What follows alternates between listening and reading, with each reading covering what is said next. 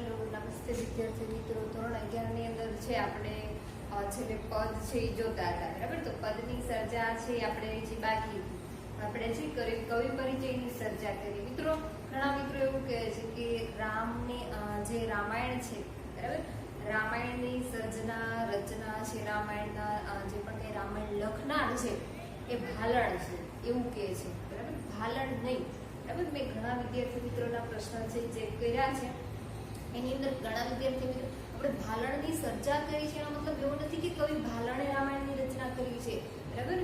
રામાયણની રચના વાલ્મીકીએ કરી છે, બરાબર. જેની વાર્તા આપણે સાંભળેલી છે કે વાલિયા લુટારામાંથી વાલ્મીકી ઋષિ બન્યા હતા અને એમણે છે કે રામાયણની રચના કરી હતી. ઘણાએ તો વેદવ્યાસ પણ લખેલું છે. તો વેદવ્યાસ મિત્રો મહાભારત છે વેદવ્યાસે લખેલું છે અને રામાયણ છે એ વાલ્મીકીએ લખેલું છે, બરાબર. આમાં છે કેટલાક ઋષિઓના નામ આપેલા હોય છે. આપણે ખ્યાલ છે કે દધીચી ઋષિ છે, ગૌતમ ઋષિ છે, બરાબર, વાલ્મીકી છે.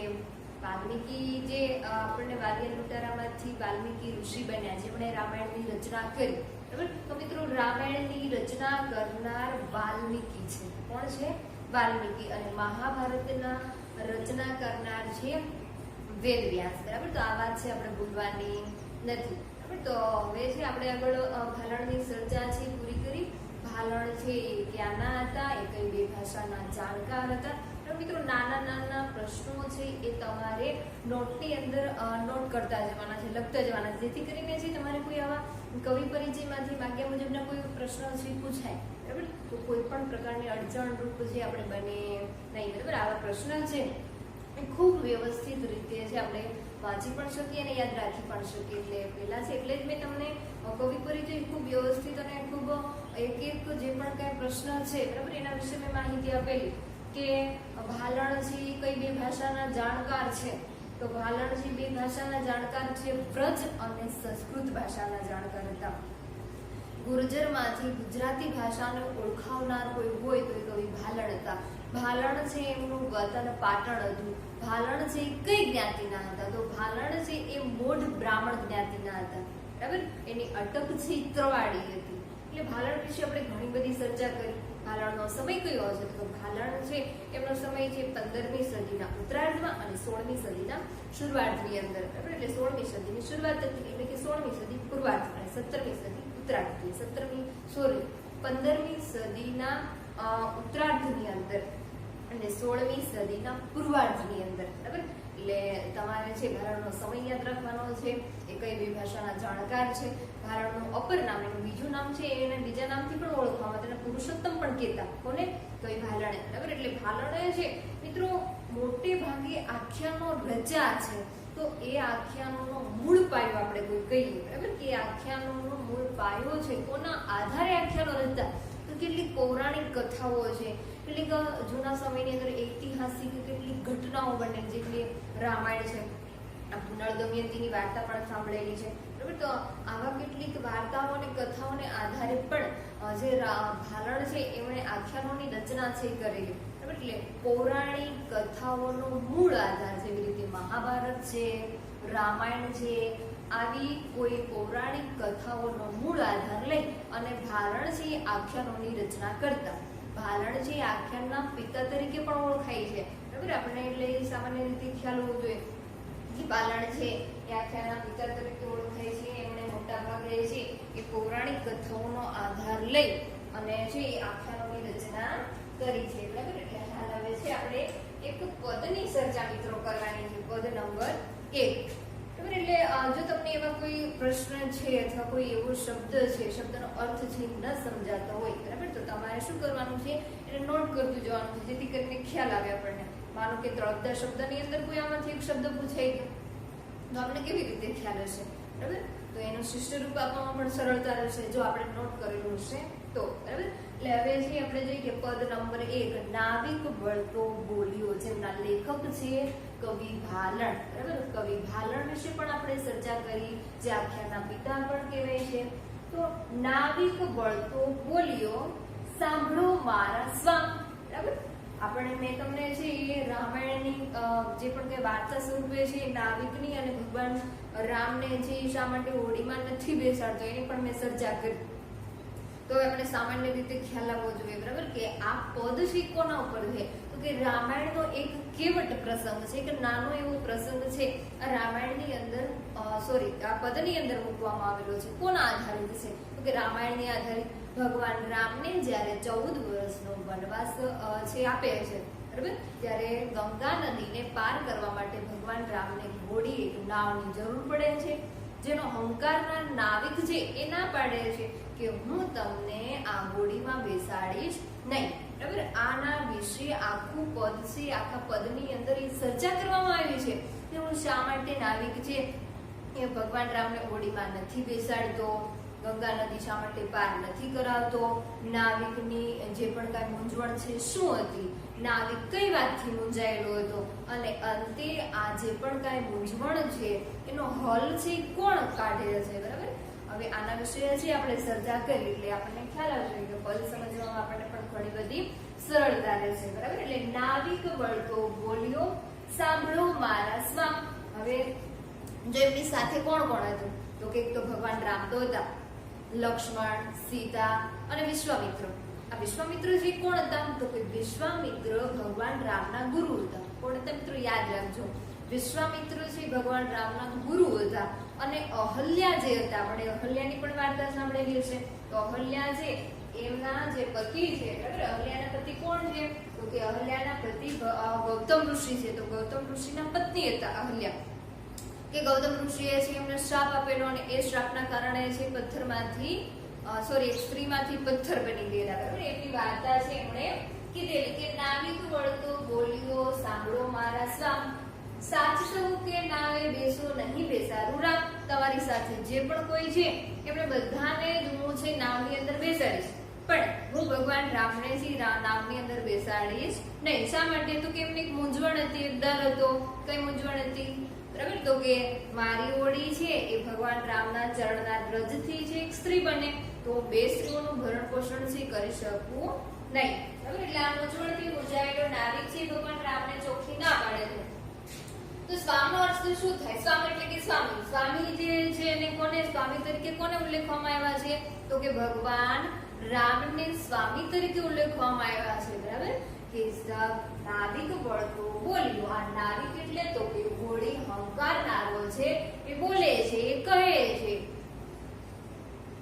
શું કહે છે, તો કે સાંભળો મારા સ્વામ, તમે સાંભળો મારા સ્વામી, મારા ભગવાન રામ છે, તમે સાંભળો, હું તમને મારી ઘોડીની અંદર બેસાડીશ નહીં. સાથ સહુ કે નાવે બેસું નહીં બેસાડું રામ. તમારી સાથે જે પણ કોઈ છે એમને બધાને જ હું મારી ઘોડીની અંદર બેસાડીશ, પણ હું તમને મારી ઘોડીની અંદર બેસાડીશ નહીં. શા માટે ના પડે છે, તો કે એને એક મૂંઝવણ છે, એક ડર છે, બરાબર. આગળ જોઈએ આપણે કયું, તો સાથ સહુ કે એટલે તો કે તમારી સાથે જે પણ કોઈ છે, બરાબર, બધાને જ નાવમાં બેસાડીશ, પણ હું રામને મારા ભગવાન રામ જે સ્વામી છે એને હું મારી નાવની અંદર બેસાડીશ નહીં. સાથ સહુ કે નાવે, નાવ એટલે કે હોડીની અંદર બેસાડીશ નહીં બેસાડું રામ, હું રામને મારા હોડીની અંદર બેસાડીશ નહીં, બરાબર. એટલે જ નાવિકે કીધું કે નાવિક વળતો બોલ્યો, હોડી અંકરનારો છે, બોલે છે, કહે છે કે ભગવાન રામ હે સ્વામી, હે રામ તમે સાંભળો, હું તમને છે મારી હોડીની અંદર બેસાડીશ નહીં. સાથ સહુ કે નાવે બેસું નહીં બેસાડું રામ. તમારી સાથે જે કોઈ છે એમને હું મારી હોડીમાં બેસાડવા માટે તૈયાર છું, પણ તમને હું મારી હોડીની અંદર બેસાડીશ નહીં, તમને હું મારી નાવની અંદર બેસાડીશ નહીં, બરાબર. એટલે શું કહે છે કે નહીં બેસાડું રામ, તમને મારી હોડીની અંદર બેસાડીશ નહીં. વાર્તા મેં સાંભળી છે ચરણ રેણથી અપાર, તમારા ચરણ રેણથી, તમારા ચરણની રેણ એટલે કે ધૂળ. શું કીધું છે, ચરણ રેણથી અપાર, હું તમારા જે પણ કઈ પગની ધૂળ છે, જે રજ છે, એનો મહિમા અપાર છે, એનો મહિમા અપરંપાર છે, મેં એવી વાર્તા સાંભળેલી છે, એટલે હું તમને મારી ઘોડીમાં બેસાડવા માટે તૈયાર છું નહીં. ના પાડે છે, કોણ ના પાડે છે, તો કે નાવિક. એટલે શું કીધું, વાર્તા મેં સાંભળી, મેં ઘણા વર્ષો પહેલા બની ગયેલી એક ઘટના જે છે, બરાબર. એટલે ઘણા વર્ષો પહેલા એટલે તો કે ભગવાન રામ છે જ્યારે વનવાસમાં આવે છે, અને ત્યારે ગૌતમ ઋષિના જે પત્ની છે અહલ્યા, એ અહલ્યા ગૌતમ ઋષિના શાપને કારણે સ્ત્રીમાંથી પથ્થર બને છે અને પથ્થર પર ભગવાન રામના ચરણની રજ અડે છે અને એ રજના કારણે સ્ત્રી જે છે, જે પથ્થર બની ગયેલા જે સ્ત્રી છે, બરાબર, ગૌતમ ઋષિએ છે એનું નિવારણ આપેલું. અહલ્યા જ્યારે છે આજીજી કરે છે કે મને આ શાપમાંથી મુક્ત કરો, ત્યારે ગૌતમ ઋષિ છે એવું કહે છે કે આ શાપમાંથી મુક્ત માત્ર એક જ વ્યક્તિ કરે છે. તો કે કોણ? તો કે ભગવાન રામ. જ્યારે પોતે વનવાસ દરમિયાન અહીં આવશે અને એમના ચરણની રજ જો આ પથ્થર પર સ્પર્શ કરે તો આ પથ્થરમાંથી તમે સ્ત્રી બની શકો છો અને આ શાપમાંથી તમને મુક્તિ છે મળી શકે છે. આવું કોણ કહે છે? ગૌતમ ઋષિ અહલ્યાને કહે છે.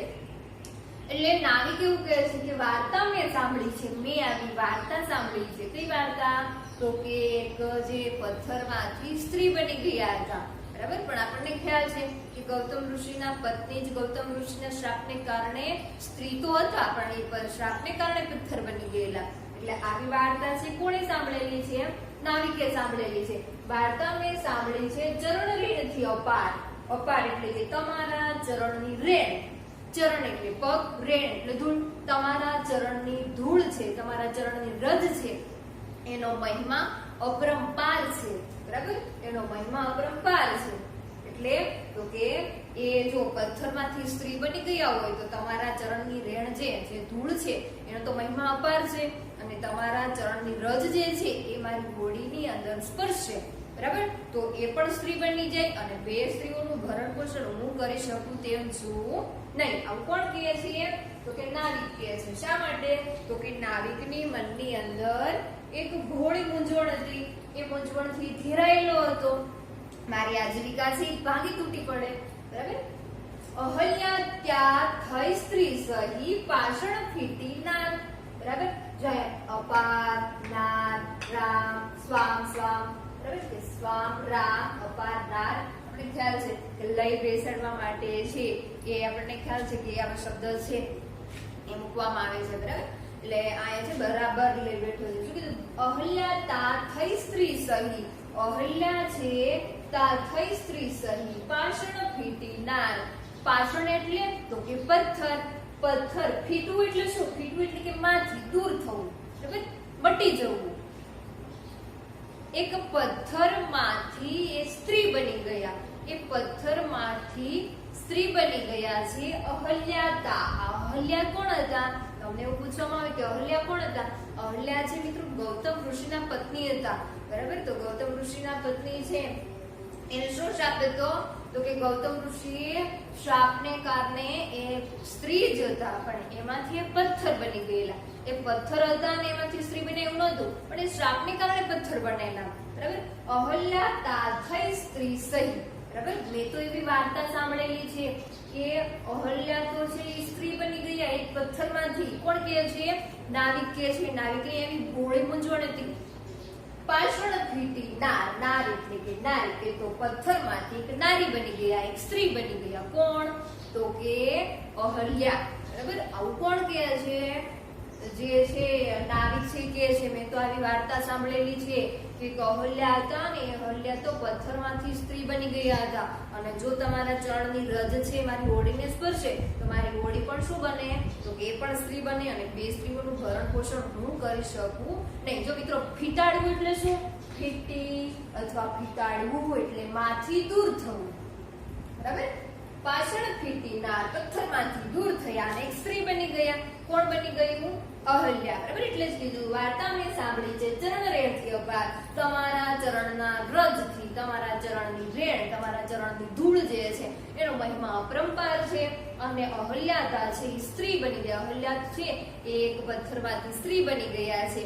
આવી મેં વાર્તા સાંભળેલી છે. કોણ કહે છે? નાવિક કહે છે. આજીવિકા મારી એહે છે. મારી એક જ આજીવિકા છે. આજીવિકા કોને કહેવાય? બરાબર. તો અહીંયા મેં છે તમારા જે પણ કઈ શબ્દના અર્થ છે લખેલા છે. આજીવિકા. આજીવિકા એટલે કે જીવન નિર્વાહ ચલાવવા માટેનું સાધન. જીવન નિર્વાહ, બરાબર,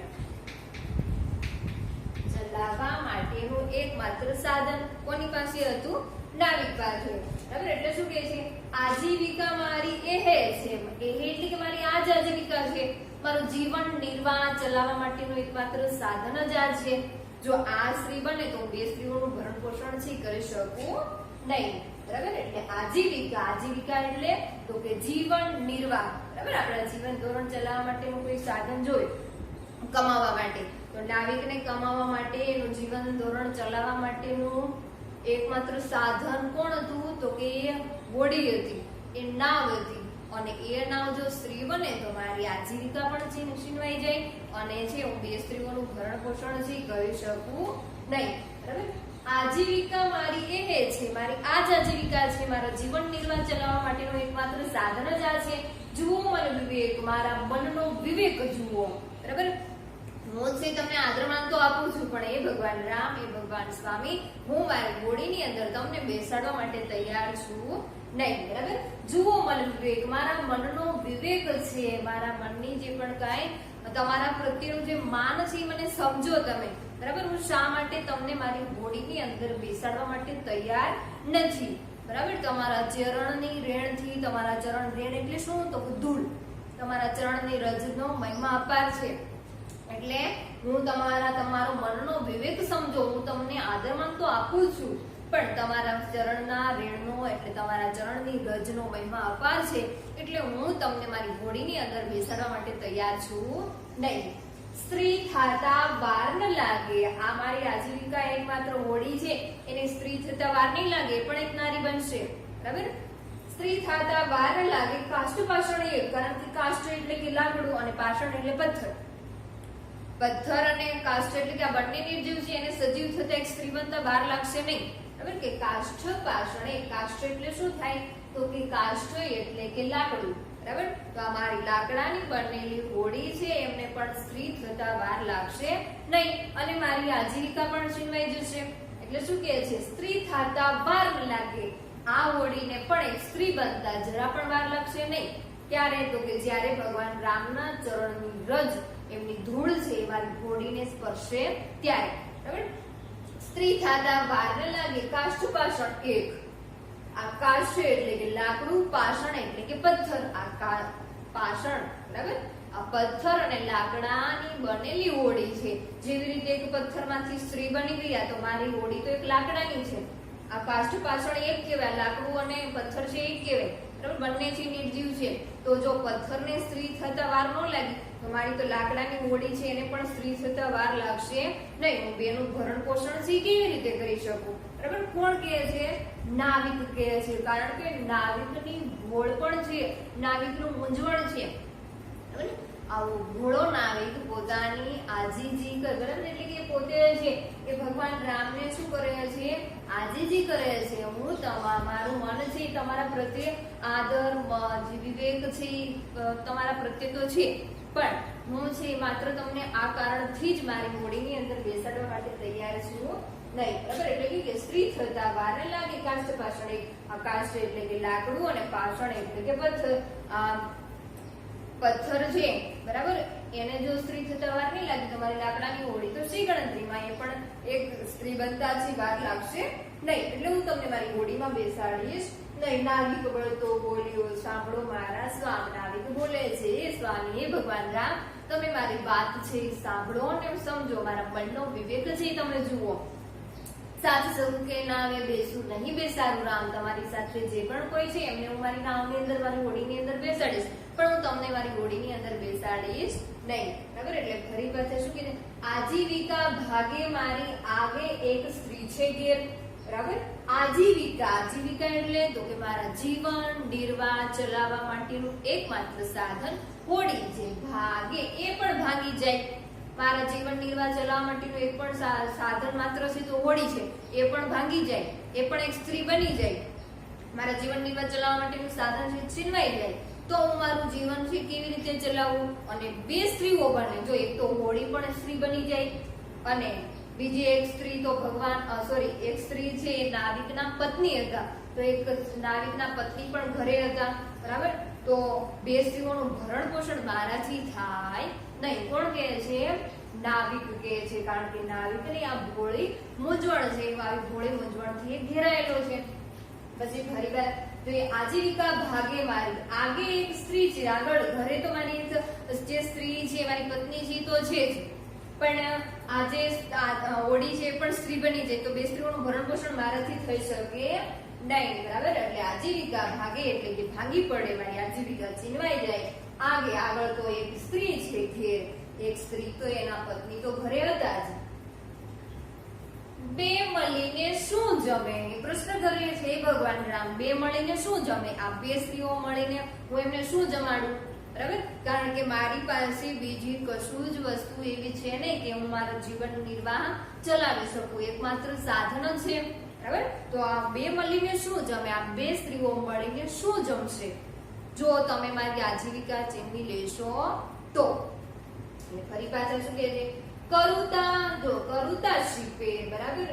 એટલે કે હું છે શ્રી વ્યવસ્થા કરું, કરુતા શીપે હું શ્રી વ્યવસ્થા કરું. જો પેર એટલે શું થાય તો કે વ્યવસ્થા કરવી, તજવીજ કરવી, બરાબર. તમને ખ્યાલ હશે કે તમારા ઘરે છે કોઈ મહેમાન આવે તો આપણે એને તજવીજ કરવી પડે, આપણે એને અલગ રીતે રાખવા માટેની એક વ્યવસ્થા કરવી પડે, આપણે છે એમને ખૂબ સારી વ્યવસ્થાથી છે એને સાચવવા પડે, બરાબર. પેર એટલે તો કે વ્યવસ્થા કરવી, તજવીજ કરવી, બરાબર.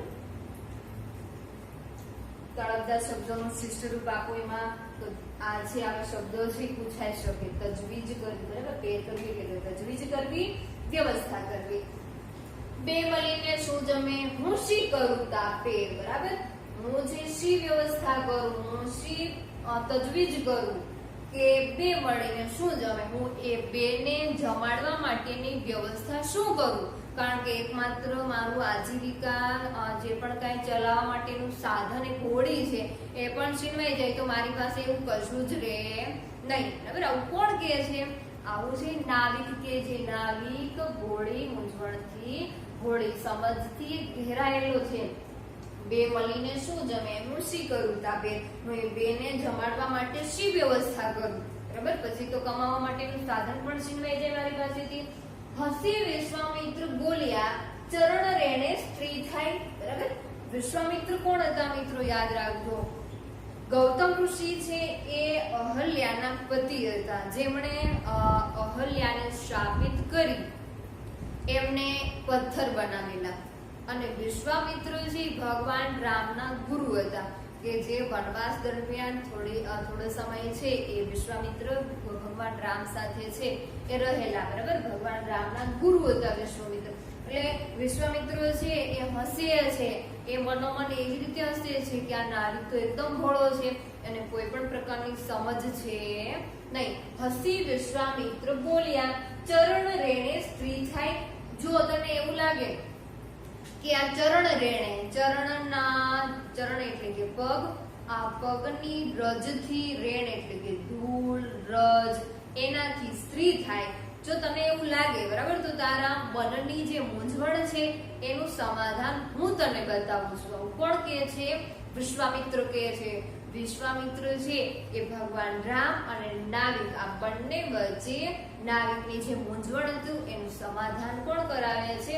વિશ્વામિત્ર કરાવે છે. આ વિશ્વામિત્ર કોણ હતા? તો કે ભગવાન રામના ગુરુ હતા.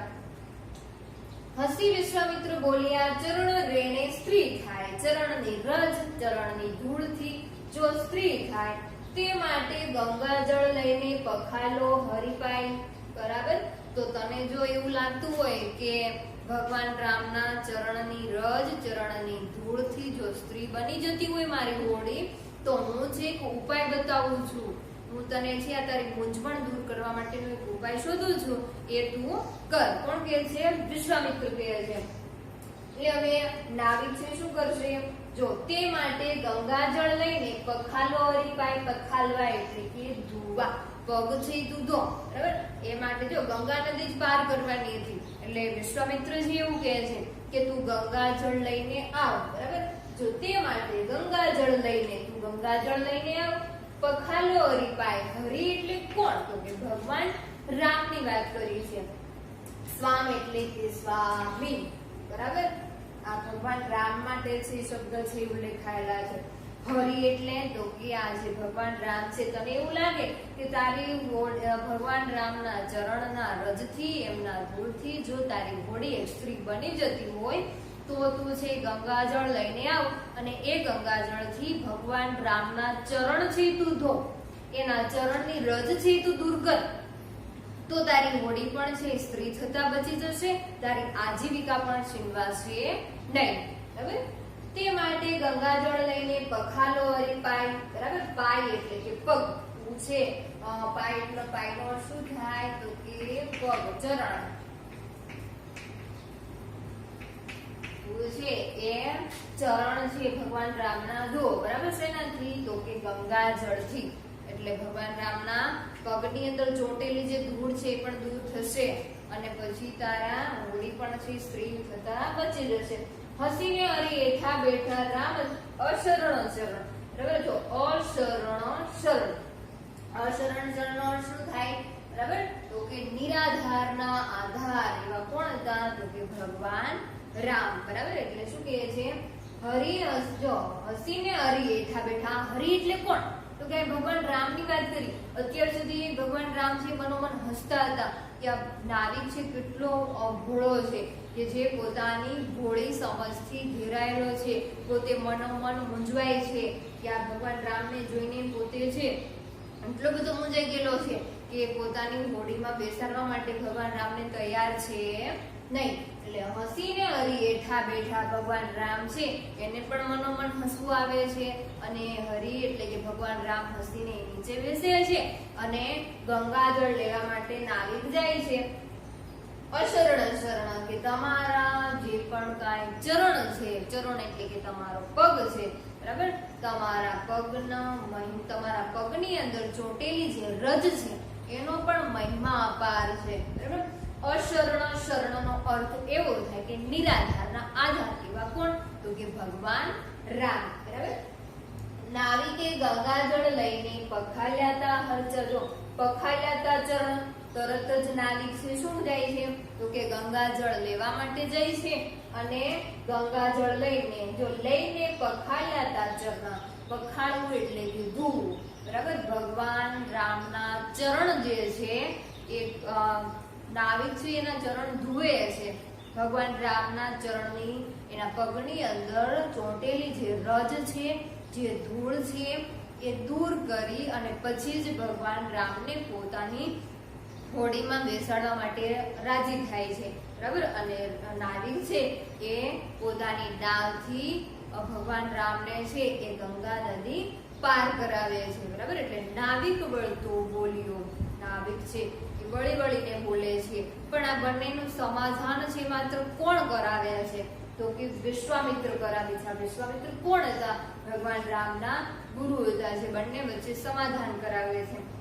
ભગવાન રામને કોઈ પણ પ્રકારની મૂંઝવણ કે પ્રશ્ન હતો નહીં, પણ એ માત્ર ભગવાન રામ છે એ આવા ભોળા નાવિકના મનની અંદર જે મૂંઝવણ છે, બરાબર, એને લઈને એવું થાય છે કે નાવિક કેટલો ભોળો છે. બરાબર? એને તો માત્ર એ વાર્તા સાંભળેલી છે. વાર્તા એટલે કે બની ગયેલી કોઈ ઘટના છે એના વિશે નાવિક છે એને જાણ હતી કે અહલ્યા પણ જો એક પથ્થરમાંથી અહલ્યા સ્ત્રી બની જતા હોય તો મારી હોડી તો લાકડાની છે પણ સ્ત્રી બની જાય. હું બે સ્ત્રીઓનું ભરણ પોષણ કરી શકું નહીં અને મારી આજીવિકા ચલાવવા માટેનું, મારું જીવન નિર્વાહ ચલાવવા માટેનું એકમાત્ર સાધન છે એ લાકડાની હોડી છે અને એ પણ છીનવાઈ જાય. બરાબર? એટલે આ તમે અર્થ છે જો સ્વામ એટલે તો કે સ્વામી. બરાબર? રેણ એટલે શું? શું કીધું કે ચરણ રેણ. ચરણ રેણ, ચરણ એટલે કે પગ, રેણ એટલે કે ચરણના રજ કયો, ધૂળ કયો. બરાબર? પાષણ, પાષણ એટલે કે પથ્થર, કાષ્ઠ એટલે કે લાકડું. બરાબર? અહલ્યાતા જો પાષણ ફીટીનાર, ફીટવું એટલે કે વટાડવું, દૂર કરવું. પાષણ એટલે કે પથ્થર. બરાબર? કે આ પથ્થરમાંથી પણ સ્ત્રી બની ગયા હતા. કોણ? તો કે અહલ્યા. અહલ્યા કોણ હતા? તો કે ગૌતમ ઋષિના પત્ની હતા. ફીટી એટલે કે મટી જવું, દૂર થઈ જવું. કાષ્ઠ એટલે કે લાકડું. પેર, બરાબર, એ શું કીધું? ઋષિ કરું તા પેર, ઋષિ વ્યવસ્થા કરું. જો અમારી હોડી છે એ પણ સ્ત્રી બની જાય તો બે સ્ત્રીઓ મળે તો બે સ્ત્રીઓનું છે શું જમાડું? બે સ્ત્રીઓનું ભરણ પોષણ મારાથી થઈ શકે નહીં. ઋષિ કરું તા પેર, પેર એટલે કે ઋષિ વ્યવસ્થા કરવું, એ બેને જમાડવા માટે તજવીજ કરવી, વ્યવસ્થા કરવી. બરાબર? એનો એવું પણ અર્થ થાય. પખાલ્યો, બરાબર, કે પખાલો હરીપાય, પાણીથી ધુવો. બરાબર? પખાલવું એટલે શું? તો કે પાણીથી ધુવો. બરાબર? હવે ગંગાજળથી પગ ધોવા માટે વિશ્વામિત્ર કહે છે નાવિકને, અને નાવિક છે વિશ્વામિત્રના ઉપાયને કારણે બરાબર એ પોતાની મૂંઝવણથી દૂર થાય છે. અચરણ જો અશરણ શરણ, અશરણ શરણાઈ જો હરી જો હસીને હરી, બેઠા બેઠા રામ શરણ શરણ. ભગવાન રામનો એટલે કે ભગવાન રામ છે એનો મહિમા અપરંપાર છે, નિરાધારના આધાર છે. અશરણ શરણનો અર્થ એવો છે કે નિરાધારના આધાર. આજીવિકા, આજીવિકા એટલે કે જીવન નિર્વાહ ચલાવવા માટેનું એકમાત્ર સાધન બરાબર. એટલે નાવિકનું સાધન એકમાત્ર કયું હતું? હોડી હતી બરાબર. પાય, પાય એટલે કે પગ, ચરણ પણ કહી શકાય. રેણ એટલે કે ધૂળ, રજ બરાબર. એટલે હવે છે દરેક વિદ્યાર્થીને આ પદ વિશે આપણે વિસ્તૃત રીતે ચર્ચા કરી બરાબર. અગાઉ છે આપણે ભાલણ વિશે ચર્ચા કરી, ભાલણ પછી આપણે વિસ્તૃત રીતે પદની પણ ચર્ચા કરી. એટલે હવે છે તમને કોઈ એવો શબ્દનો અર્થ લાગે કે તમને જે નથી સમજાતું તેવું નોટ કરી લેવું બરાબર. આપણે મળશું ત્યારે છે એનો જે પણ કાંઈ શબ્દનો અર્થ છે તમને વ્યવસ્થિત રીતે સમજાવશું બરાબર. એટલે હાલ છે આ દરેક વિદ્યાર્થીએ આ પદની અંદર ન સમજાતા શબ્દ પણ લખી નાખવા, અને શબ્દનો અર્થ છે કે આ શબ્દનો અર્થ કેવી રીતે થાય, તળપદા શબ્દ છે બરાબર. આ બધું છે એની અંદરથી જ લેવામાં આવે છે. એટલે હું માનું છું એટલે દરેક વિદ્યાર્થીને છે એ આ પદ સારી રીતે સમજમાં આવી ગયું છે બરાબર. એટલે એકવાર વાંચી લેવું, અને છે એના સ્વાધ્યાયના પ્રશ્ન પણ તમારી જાતે છે નોટબુકની અંદર નોટ કરતા જવા, જેથી કરીને એક્ઝામની અંદર છે તમારે ઉપયોગી બને. એટલે આ જો તમારા કોઈ પ્રશ્ન છે એ પ્રશ્નના ઉત્તર તમે નોટ કરતા જશો, એના જવાબ લખતા જશો તો તમને છે વાંચવામાં ખૂબ સરળતા રહેશે બરાબર. એટલે હાલ છે આપણે એક પદ છે એમની ચર્ચા પૂર્ણ થાય છે.